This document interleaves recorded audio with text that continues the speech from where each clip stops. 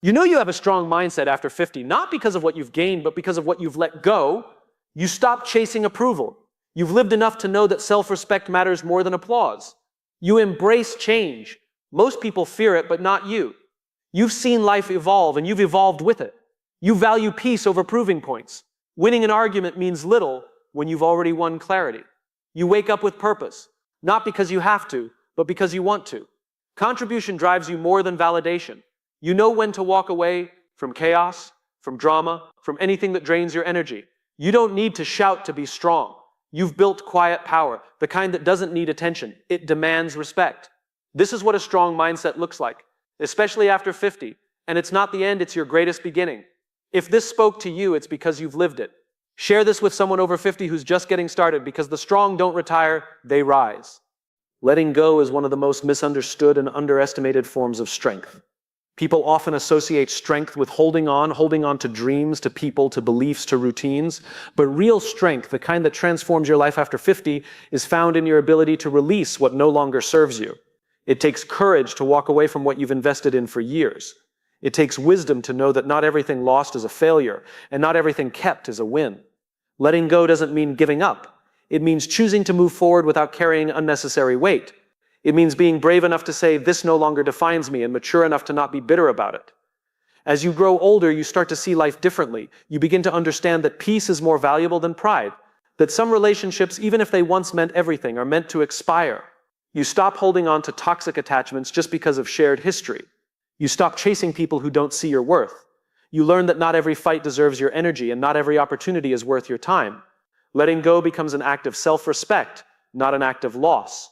You're no longer trying to convince people to stay, to understand you, or to value you. You've let go of needing to be understood by everyone, and that is powerful. There's a certain lightness that comes when you release the burden of expectation. You no longer live under the weight of who you were supposed to be. You let go of the pressure to impress, to outperform, to always be right. You begin to feel free in your own skin. You stop measuring your life by external markers, money, status, likes, attention, and start valuing the things that can't be bought: peace of mind, meaningful relationships, health, time. You realize that success isn't always about more, it's about less. Less noise, less stress, less proving. Letting go also means releasing old stories about yourself, the ones that keep you stuck in cycles of fear or regret. You stop defining yourself by your past mistakes. You forgive yourself not because it's easy, but because you deserve freedom from shame. You let go of resentment toward others, not because they earned your forgiveness, but because you earned your peace. You understand that holding on to anger poisons your own soul more than it affects the other person. And you learn that you can still protect your heart without closing it off. It takes strength to let go of control, to accept that some things are beyond your reach, that not everything needs a solution. Sometimes peace comes from surrender, from releasing your grip and trusting the process of life. After 50, you begin to see that trying to control everything is exhausting and futile. The tighter you hold on, the more life resists you. But when you loosen your grip, things begin to flow. You become less reactive, more present. You listen more than you speak. You observe more than you judge. Letting go is also about choosing growth over comfort. It's easy to stay in what's familiar, even when it's painful. But growth asks you to release the old, to make space for the new. And that often means stepping into the unknown, whether it's changing careers, starting over in relationships, or simply shifting your mindset. You recognize that holding on to what's safe can become the very thing that holds you back. Letting go is not a sign of weakness. It's a declaration that you're ready for more authenticity, more alignment, more truth. In this stage of life, you no longer have time to waste. You've learned the hard way that energy is precious. So you let go of gossip, of comparison, of chasing people who don't reciprocate your effort. You invest your energy into what fills you up. You protect your boundaries like your peace depends on it, because it does. You finally realize that saying no isn't selfish, it's necessary. That letting go of things doesn't mean you're losing anything. In fact, you're making room for everything you truly need. The beauty of letting go is that it brings you closer to who you really are. When you release the masks, the roles, the expectations, you return to yourself. You're no longer driven by ego or insecurity. You're grounded, clear, purposeful. Letting go is not a one-time act. It's a mindset, a daily practice, a form of emotional discipline. It's what allows you to evolve, to adapt, to stay open. And the more you do it, the more you realize it's not the things you held on to that made you strong. It's the courage to release them that did. There comes a point in life when you realize that the loudest noise is not applause from others. It's the quiet approval you give yourself. Self-respect over applause is not just a mindset. It's a transformation in how you see yourself and what you value. When you're younger, you crave validation. You want people to like you, to notice your efforts, to cheer when you succeed. It feels good temporarily, but as time passes, you begin to see the emptiness behind chasing applause. You start to understand that no amount of external praise can fill the gaps that only self-worth can truly heal. Applause fades, it comes and goes, often based on performance trends or the moods of others. Self-respect, on the other hand, is steady. It's built from within and doesn't depend on how many people are watching. It comes from doing what's right, even when no one sees it. It's the quiet voice that says, "I'm proud of you," after a hard decision. It's walking away from situations that don't align with your values, even if others don't understand. It's choosing integrity over popularity and peace over recognition. The older you get, the more you begin to prioritize what really matters. You don't need the world to clap for you anymore. You've clapped for others. You've performed. You've tried to be what everyone wanted. And somewhere along the way, you lost pieces of yourself to fit in, to be accepted. But now, you're done shrinking to be digestible. You've found power in authenticity. You've discovered that your worth doesn't increase based on approval, and it doesn't decrease when you're misunderstood. Self-respect means setting boundaries and honoring them, even if it disappoints others. It's saying no without guilt. It's not tolerating disrespect just to keep the peace. It's recognizing that being liked is not the same as being valued. You begin to see that the applause of the crowd often comes with conditions. Do what they expect, say what they like, be who they approve of. But real freedom is found when you stop performing and start living by your own standards. There's strength in choosing silence over explanation. You don't owe everyone a reason for your decisions. When you respect yourself, you no longer seek to justify your growth, your choices, or your path. You simply live it. You walk with confidence, not arrogance, because confidence is quiet. It doesn't need validation. It knows who it is. And that's the power of self-respect. It anchors you when life is uncertain. It holds you up when others try to tear you down. It keeps you aligned when distractions pull at your focus. Applause can be addicting. It feeds the ego, but it starves the soul when it becomes your only fuel. Self-respect nourishes the soul, even if no one's clapping. It allows you to sleep peacefully at night, knowing you stayed true to yourself. You don't have to pretend. You don't have to impress. You just have to be real.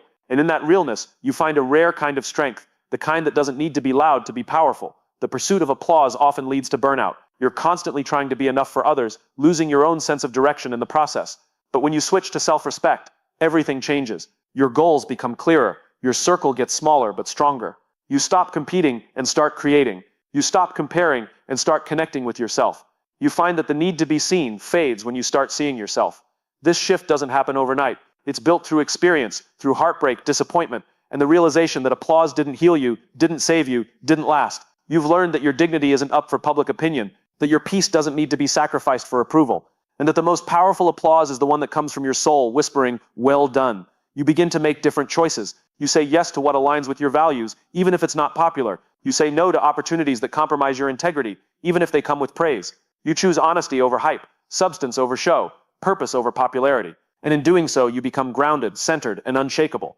Applause may feel good, but it's fleeting. Self-respect stays with you through every season of life. It doesn't waver with opinion or change with trends. It's the foundation you build a meaningful life on. And when you choose it over applause, you stop chasing moments and start building a legacy. Change is one of life's few guarantees, yet it's something most people spend their lives resisting. But there comes a point, especially as you grow older, when you stop fighting the waves and start learning how to ride them. Embracing change is not about liking everything that happens or pretending it's easy. It's about accepting that change is the price of growth.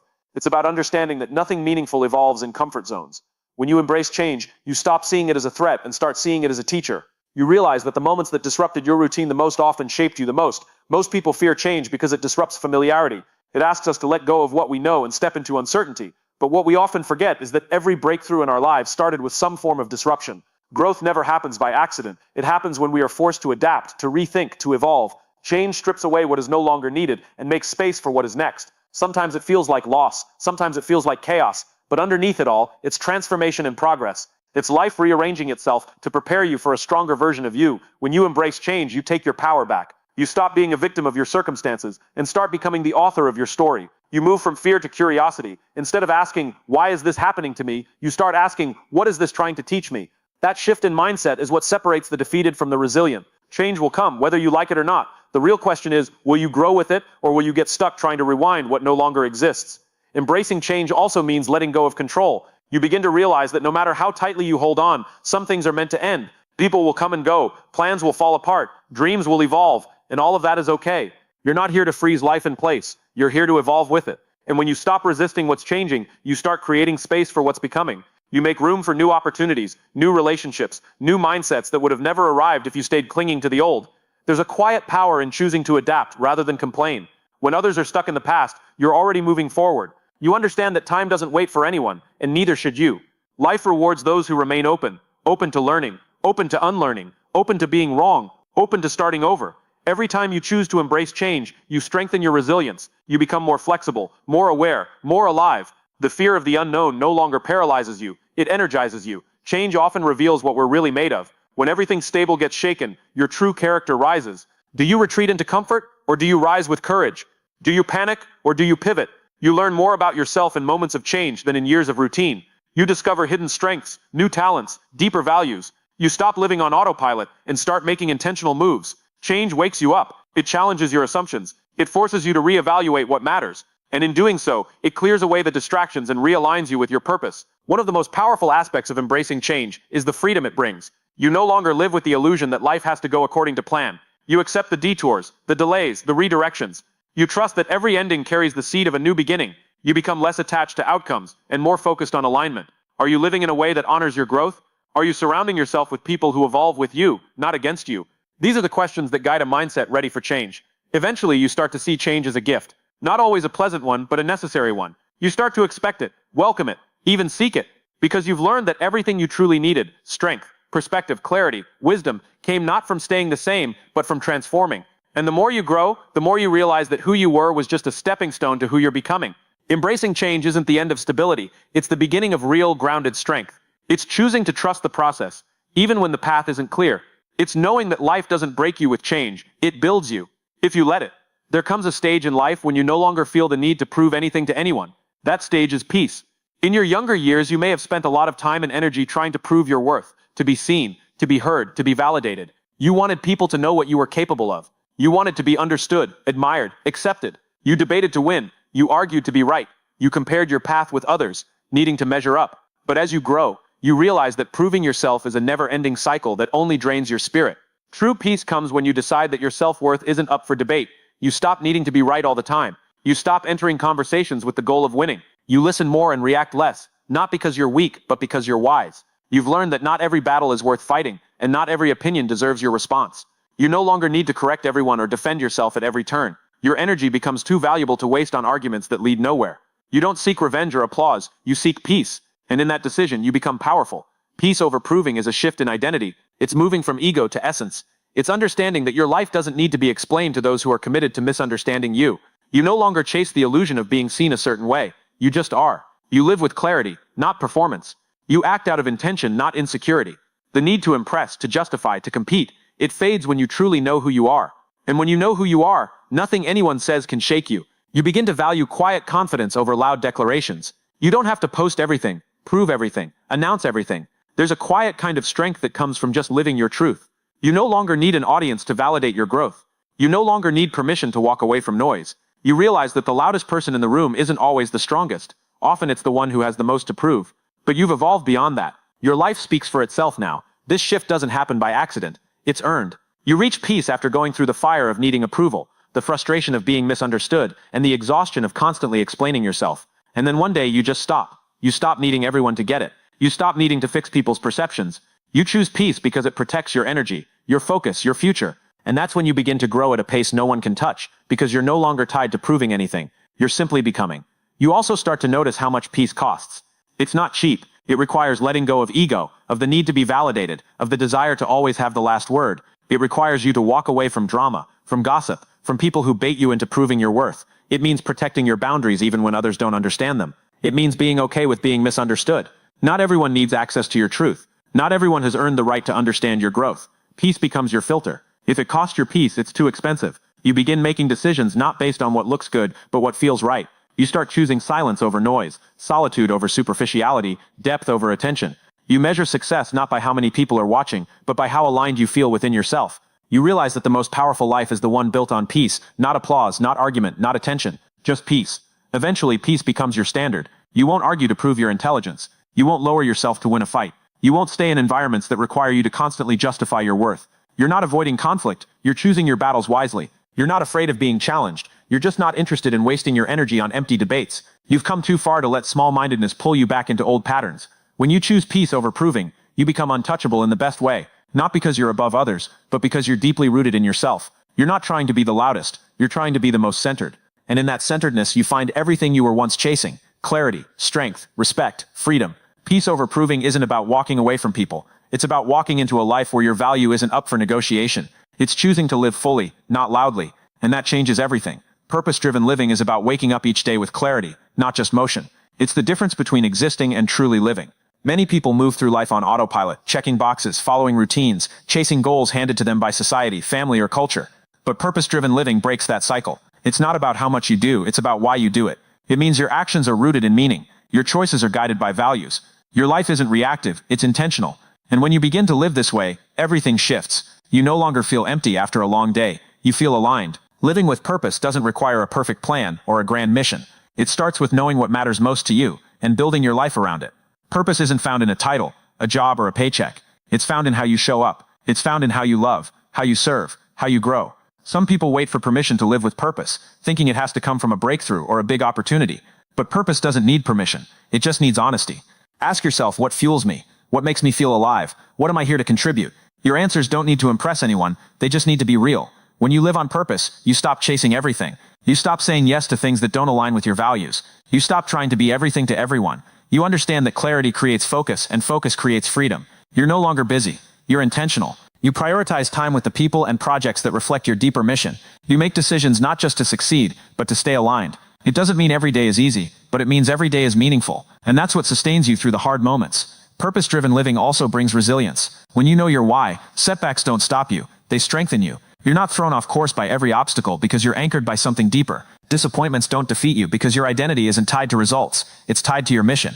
You learn to endure challenges with grace because you're not just living for applause or comfort. You're living for something greater. That kind of inner fire is rare, and it's powerful. This way of living also redefines success. In a world that measures worth by numbers, titles, and likes, purpose-driven people measure success by impact, integrity, and peace. You might not always get the loudest recognition, but you'll have the deepest fulfillment. You'll lay your head down at night, knowing you stayed true to who you are. You'll look back on your days and know they added up to something that mattered. Not just to the world, but to your soul. Purpose doesn't make you perfect. It just keeps you grounded. It keeps you from drifting. It reminds you that time is too precious to waste on things that drain you, or distract you from what you're here to do.